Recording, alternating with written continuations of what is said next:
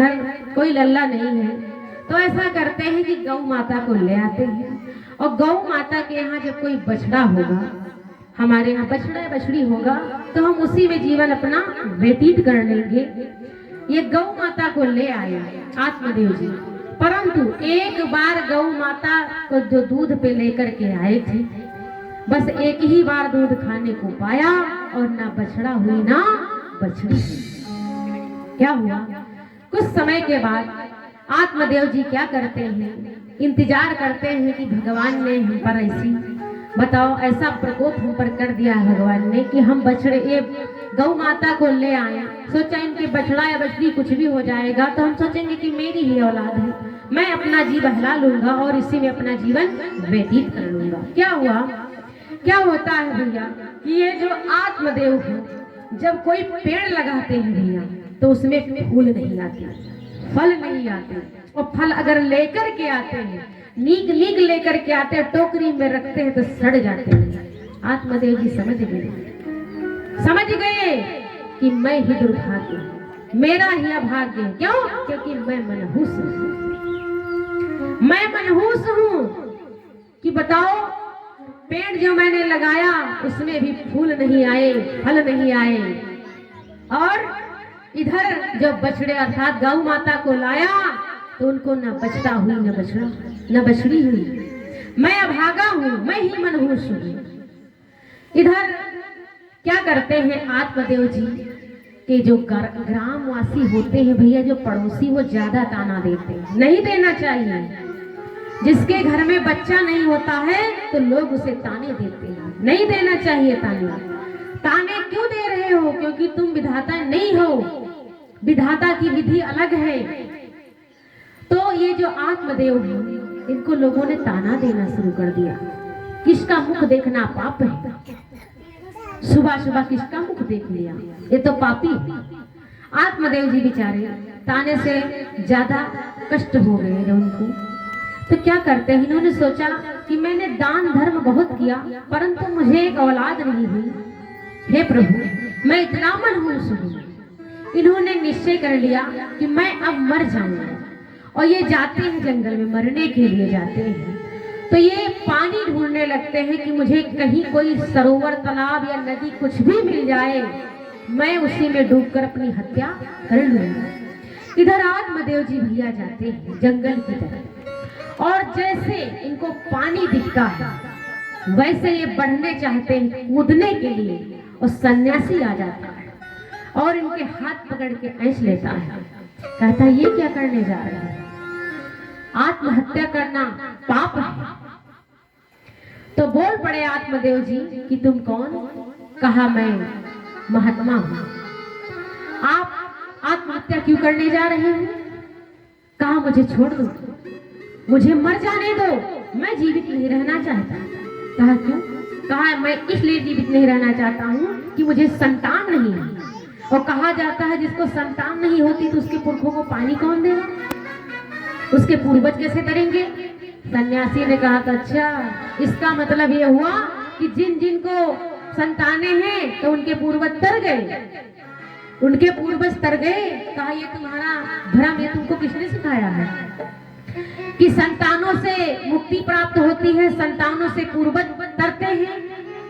ये तो किसी ग्रंथ में नहीं लिखा है।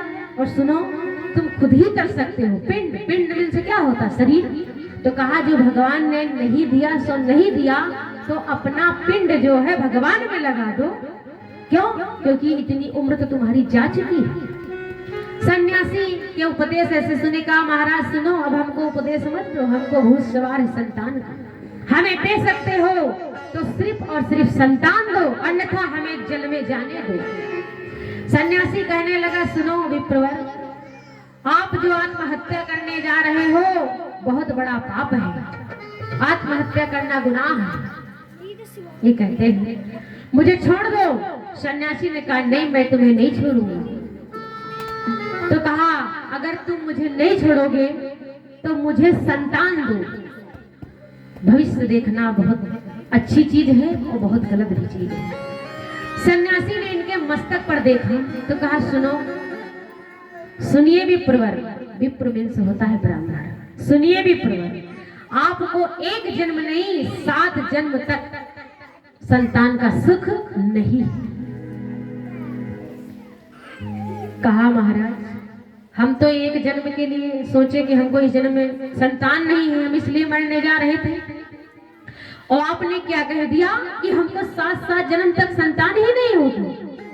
और लगे विप्रवर अपना सर रख दिए, ये जो महात्मा जी के चरणों में लगे रगड़ने, कहा अब तो हम यहीं पे मर जाएंगे, या तो हमको संतान दो या फिर अब मेरे मरने का कलंक अपने सर पे लो। सोचने लगे महात्मा जी बहुत गलत हो गया, मैंने भविष्य क्या देख लिया, गड़बड़ हो गया। महात्मा जी ने सोचा कि अगर ये मर जाएगा तो हम पर जो है ब्रह्म हत्या का अर्थात ब्राह्मण का पाप लग जाएगा कि ब्राह्मण मेरे समकक्ष में मर गया। तो ये क्या करते हैं, अपने तेज व अपने शक्ति द्वारा इनको फल दे देते हैं। कहा ले जाओ ये फल और अपनी पत्नी को खिला देना। इधर आत्मदेव जी जब दुखी है ज्यादा, तो क्या सोच रहे हैं, वो कैसे लग रहा है भैया, भजन बिना दहिया ना सोहे रामा, भजन बिना दहिया ना सोहे रामा, भजन बिना दहिया ना सोहे रामा, ना सोहे रामा, ना सोहे रामा, ना सोहे रामा, ना सोहे रामा, भजन बिना दहिया ना सोहे रामा, भजन बिना दहिया ना सोहे रामा।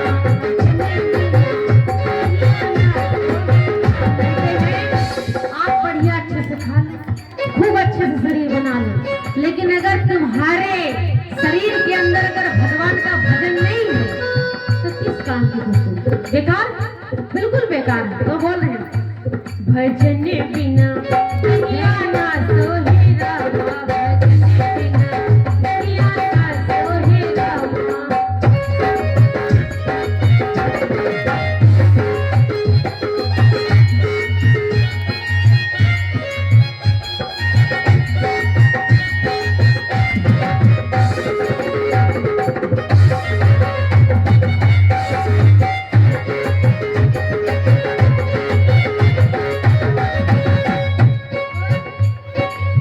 जैसे बछड़ू मिले गैया न सोहे, जैसे बछड़ू मिले गैया न सोहे, एक ललन बिन मैया न सोहे, जैसे बछड़ू मिले गैया न सोहे, एक ललन बिन मैया न सोहे, सोहे न जैसे लता बिन पतैया, भजन बिना दहिया ना सोहे रामा, भजन बिना दहिया ना सोहे रामा, भजन बिना दहिया ना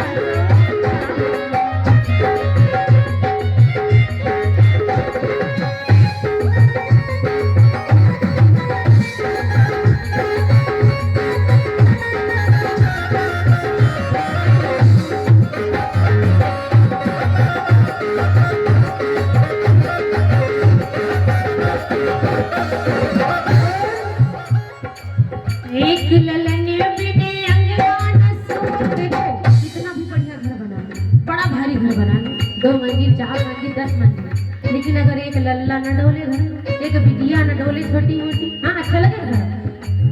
एक ललन बिने अंगना न सोहे, एक ललन बिने अंगना न सोहे, सोहे न जैसे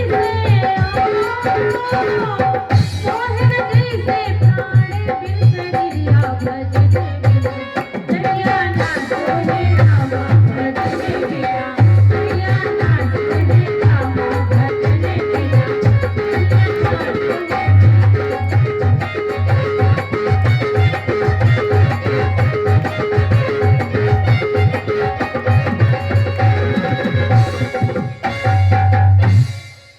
प्रेम से बोलिए शंकर भगवान की जय, बोलिए राधा रानी सरकार की जय हो।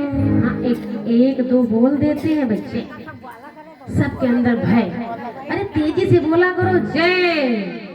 हाँ ऐसा लगे कि पूरे पूरन में कथा चल रही है। नहीं दुल्हनपुर वाले कह देंगे देखा हमारे गांव में थी ना धड़ाके से बोलते जय, और यहाँ पर सब है।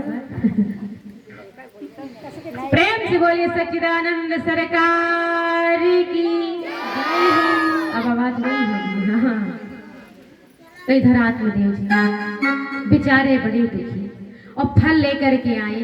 महात्मा ने दिया कि जाओ अपनी पत्नी को खिला देना, तुम्हारे घर भी संतान होगी।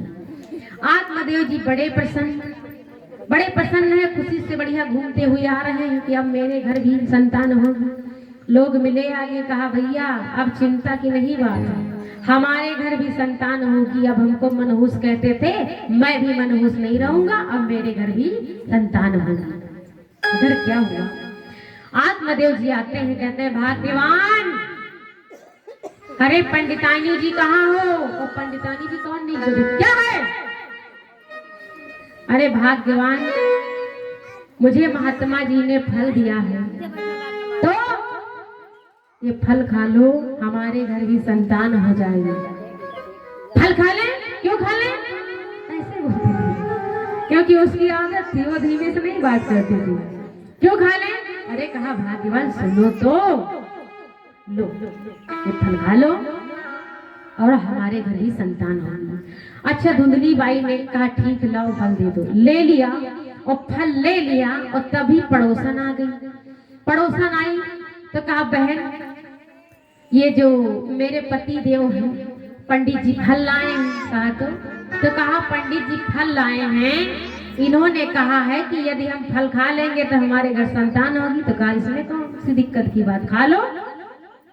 पड़ोसन से बोल पड़ी, कौन? धुंधली बाई। अच्छा खा लेंगे, चलो ठीक है, तो ये बताओ जब हम ये फल खाएंगे?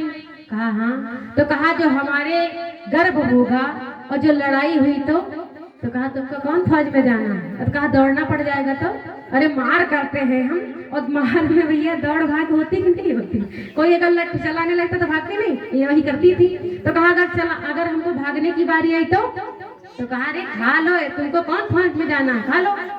कहा नहीं, ये बताओ अगर जैसे हम फल खा लिए और हमको ये गर्व हुई और उसके बाद हमारे घर में आग लग गई थी, इतना दिमाग लगा रही, अगर हमारे घर में आग लग गई तो कहा तो कौन बुझाने आएगा? और बुझाने की तो बात छोड़, हम दौड़ नहीं पाएंगे। हमने सुना है, और सुनो अगर खा भी लिए गर्भ हो भी तो हमने सुना है कि 9 माह तक गर्भ रखना पड़ता है। तो उसने कहा हाँ। तो कहा सुनो, और उसके बाद मैंने ये भी सुना है कि प्रसव पीड़ा बड़ी कठिन होती है। पड़ोसन ने कहा देवी बस हम चलते हैं, तुमको हम सलाह नहीं दे पाएंगे। चुपचाप बेचारी चली गई। अरे कहा बताओ, खाओ और चाहे ना खाओ। तो कहने लगी जिम्मेदारी लो तो खा ले। पड़ोसन बोल पड़े महारानी, इतने दिन तक क्या कम दुख दिया है जो हम तुम्हारी जिम्मेदारी लेंगे? पड़ोसन बेचारी चुपचाप चली गई। इधर इसकी बहन आ गई। कौन? धुंधली बाई की बहन आई। धुंधली बाई ने कहा बहन तू बहुत अच्छे समय पे आई। धुंधली बाई की बहन बोल पड़ी क्या बात है? कहा बहन ये जो मेरे स्वामी है पंडित जी फल लेकर के आए हैं, और फल लेकर के आए हैं, कहा है कि ये फल खा लो तो हमारे घर संतान हो जाएगी। तो बोल पड़ी इसमें ये बताओ ये कहीं सच होता है क्या? कोई फल खाने से किसी को संतान हुई? तो कहा ये बताओ ये फल खाए कि नहीं? हमको भाई लड़ाई करना है, हम लड़ाई करेंगे जरूर। और सुनो हम ये मल मूत्र गंदगी वगैरह ये सब हमसे नहीं सधेगा, हम संतान नहीं पैदा करेंगे। और धुंधली बाई की बहन ने कहा इसमें कोई दिक्कत की बात नहीं, तुम ऐसा करो जितना देर तुम्हारे फल को आया हुआ है और हमको 1 महीने से गर्भ, ऐसा करो मैं तुमको संतान दे दूंगी और तुम मुझको धन दे देना। कहा ठीक है। तो कहा सुनो ऐसा करो, एक बात कह देना कि मैं संतान का जन्म अपनी बहन के घर दूंगी, तो अपने पति को बहला लेना। कहा ठीक है। और धुंधली बाई भैया यही करती। और तो कहा ये फल, अरे कहा ये कौन सी सही बात है? फल ऐसा करो गौ की टोकरी में डाल दिया, गौ माता खा गई, 9 माह हो गया। क्या होता है? धुंधली बाई की जो बहन है, धुंधली बाई वहां से अपना बच्चा लेकर के कि वहीं पे गई है ना, तो धुंधली बाई का नाम धुंधली बाई है, तो इस कारण से उसका नाम रखा गया धुंधकारी। और इधर गौ माता कि जो ये जो गौकर्ण जी है तो मनुष्य का शरीर था, मनुष्य का शरीर है, परंतु गौ जैसे काम। तो इनका नामांकन आत्मदेव जी ने किया कि तुम्हारा बेटा था, तुमने कर लिया, अब ऐसा करो मेरी गौ माता, मैं करूँगा। कहा ठीक है। तो इनका नाम रखा गया गौकर्ण, क्योंकि गौ जैसे कान, इसलिए इनका नाम रखा गया गौकर्ण। इधर क्या होता है भैया, ये जो गौकर्ण है धीरे धीरे दोनों धुंधकारी गौकर्ण बड़े होने लगे, और जो गौकर्ण धुंधकारी धीरे धीरे बड़े होने लगे, चलने लगे, तो ये क्या करता है धुंधकारी भैया, जिस तरफ जाता है ठैस ठैस क्या करता है, मार पीट करके आता है बच्चों को। इधर गाली देता है, कोई अवगुण इसके अंदर कमी नहीं। सोचो क्या कहा मैंने, कोई अवगुणों की कमी नहीं जो धुंधकारी के अंदर ना हो। धीरे धीरे बड़े हो जाते हैं दोनों। गौकर्ण जी क्या करते हैं, सुबह से संध्या तक त्रिकाल संध्या करते हैं। त्रिकाल संध्या का अर्थ होता है नियम पूर्वक पूजा 3 बार करते हैं। और नियम वो भी, जैसे कि कोई त्रिकाल संध्या करता है जिसको कहते हैं सुबह शाम व सुबह दोपहर शाम, तो ये जो त्रिकाल संध्या जो करता है तो उसकी भगवान बहुत जल्दी सुनते हैं। त्रिकाल संध्या ये मतलब कोई श्लोक करो या फिर पाठ करो या फिर कोई माला जप लो, मंत्र उच्चारण, लेकिन नियम से कितने बजे तक, मैंने इतने बजे हमको करनी है तो सब करनी है, मैंने अगरबत्ती ले लो तो ये सब थोड़ी ये त्रिकाल संध्या नहीं होगी, भगवान नहीं सुनेंगे। त्रिकाल संध्या दूसरी चीज होती है। त्रिकाल संध्या होती है नियम के साथ में पूजन। ब्रह्म मुहूर्त में धुंधकारी जी उठते थे 3 के पहर से 4 हर हाल में, और वैसे सत्य भी है भैया, 4 बजे सभी की आंखें खुल जानी चाहिए। अगर स्वस्थ ना सही हो सो अलग बात है, वरना कुंभकर्ण के खर्राटे मत लो। क्यों? क्योंकि ये जीवन सोने के लिए नहीं मिला है। हाँ, हम सब मनुष्य हैं, और मनुष्यता में आकर के अगर हम ये जीवन गवा देंगे किसमें, सोने खाने में, कहते हैं 3 चीज की तुलना नहीं करनी चाहिए, नाप जोख भी नहीं करनी चाहिए। देखो भैया, एक होता है, ये 6 अक्षर बताए गए, भोजन और भजन। पर भोजन में देखो एक अंतर आया ना भैया, आया है। भोजन में भो लगा हुआ, भजन में कोई मात्रा नहीं लगी है। तो भजन का अर्थ हुआ जितना ही करो उतना ही बढ़िया।